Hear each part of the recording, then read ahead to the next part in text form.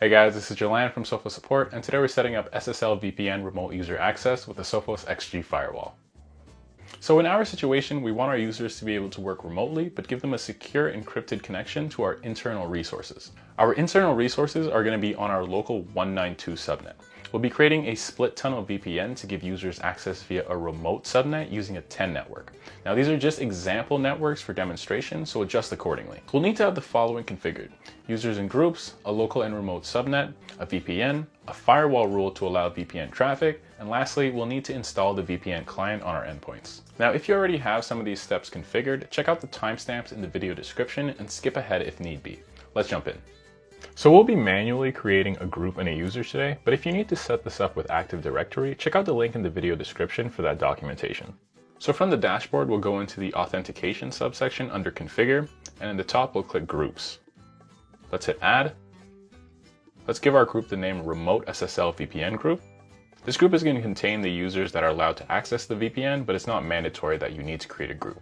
We'll set the surfing quota to unlimited and the access time to allowed at all times, so they have no time restrictions on the network, but you can adjust as needed. Let's hit save and move on to adding our users. We'll jump over to the users tab and hit add.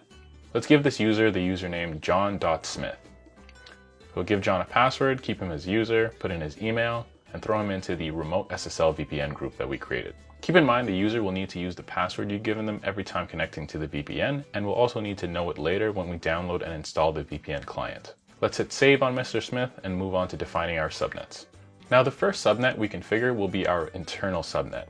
On the left under system, let's click hosts and services. Under IP hosts, let's click add. Let's call this IP host local subnet. We'll leave IPv4 checked, but change the type to network. We'll enter the IP address in the subnet to specify the IP range assigned to the subnet. Let's hit save and do that step again for the remote subnet. Now this subnet is going to be the network which endpoints connecting to the VPN will get their IP address from. We'll click add and call this IP host Remote SSL VPN subnet. We'll leave IPv4 checked and change the type to network. For the purposes of this video, we'll be using the default 10.81.234.0 network, but you can edit this accordingly. We'll enter the IP address in the subnet to specify the IP range assigned to the subnet, hit save, and let's create our VPN. On the left under configure, we'll click VPN.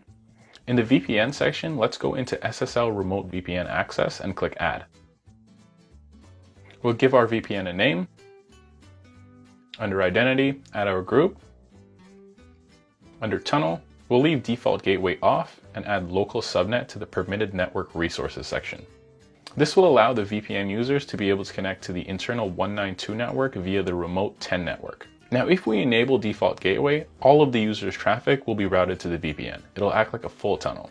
With default gateway off, only the traffic destined to the internal resources will be directed to the VPN, a split tunnel. Keep in mind that if you do enable default gateway, you'll need to create a firewall rule for VPN to WAN traffic. Next, let's configure the authentication for the VPN. We'll navigate back to authentication and go into services. We'll scroll down to SSL VPN authentication methods and make sure local authentication server is selected. Now let's move over to the administration section under system. We'll go into the device access tab, and in the local service ACL section, we'll go ahead and check the WAN box for SSL VPN and the LAN and WAN box for user portal. We'll need user portal later on when we download and install the VPN client. Let's hit apply and OK to confirm. Now let's move on to our firewall rule. On the left under protect, let's go over to rules and policies, click add firewall rule and select new firewall rule. In the rule group, we'll select none and we'll call the rule Remote SSL VPN Access. You can also choose to enable firewall logging here as well. Let's select VPN as the source zone and select Remote SSL VPN subnet under Source Networks and Devices. For destination zone, let's select LAN, and for destination networks, let's select the local subnet.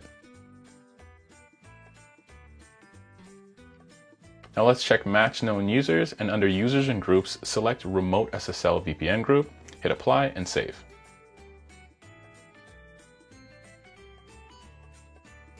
Now, if you need to do advanced configurations for the VPN, you can navigate back to VPN and click Show VPN Settings. Here you can configure advanced settings like DNS servers and the domain name so your users can access resources using host names. Also important to note that we can see the IPv4 range we created here. Now this range is actually the default range with the XG, which is why we chose to create it with that, but feel free to change the ranges to suit your needs. Our final step is to download and install the VPN client from the user portal. We'll be going through this on a Windows device, but documentation on other operating systems will be available in the video description. We'll open up a browser on our endpoint and navigate to the XG using our local address and port. We're currently on the same network as the XG, but if you're not, you can access the user portal using the firewall's public IP address and the user portal HTTPS port. Let's put in our username and password and log in. On the left, select SSL VPN if it's not already selected, and hit Download Client and Configuration for Windows. We'll save and run the exe. Let's click Next, Agree, and Install. Once it's done, let's click Next and Finish. Now we should see this little traffic light symbol in the taskbar. Let's right-click that and click Connect. We'll put in John's credentials again and hit OK. Now we should see we're successfully connected. So thanks for watching, everyone. If you had any further questions, feel free to check out the XG and VPN documentation links in the video description or view and post questions at community.sophos.com. That's it for me today. Stay safe out there.